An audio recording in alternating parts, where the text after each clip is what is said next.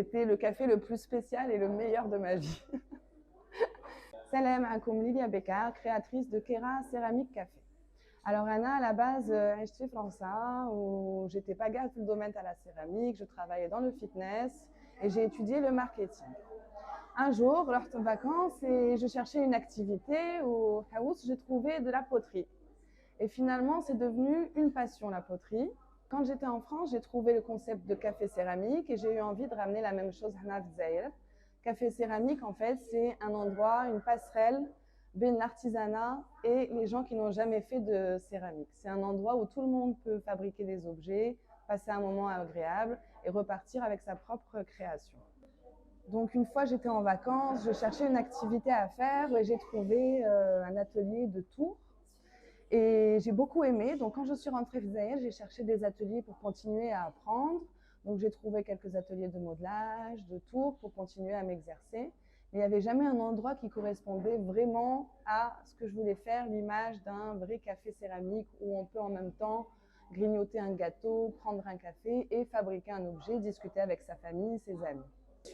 Quand je suis allée faire mon premier cours de poterie, j'ai trouvé que c'était très agréable comme sensation d'être en contact avec l'argile, d'être concentré sur ce qu'on est en train de fabriquer. C'est vraiment de l'art-thérapie, on oublie tous nos problèmes. Et puis il y a une vraie connexion avec l'argile puisqu'on est fait nous-mêmes d'argile. Donc c'est assez spécial comme activité. Il y a beaucoup de bons moments au café puisque quand les gens arrivent et me disent je sais rien faire, ça va être très moche ce que je vais fabriquer, puis finalement à la fin de la séance ils sont très contents et quand ils viennent récupérer l'objet aussi ils sont très heureux. Pour moi aussi quand j'ouvre le four à chaque fois c'est toujours de belles surprises de découvrir les objets avec les couleurs. Et c'est vrai que c'est très agréable de voir par exemple il y a eu une jeune fille qui a fait la surprise à sa maman pour la fête des mères et sa maman s'est mise à pleurer. Du coup, on s'est tous mis à pleurer.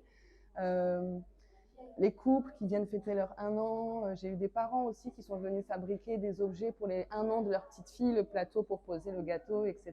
Donc tout ça, c'est des souvenirs que eux vivent entre eux et que nous, on vit avec eux aussi. Donc c'est assez magique.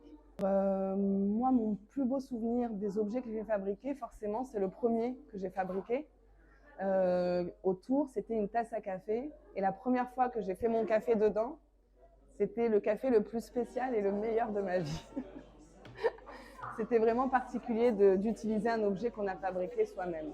Après, moi, c'est vrai que tous les objets que je fabrique, je les offre à ma famille, donc j'ai jamais d'objets à vendre ou à montrer.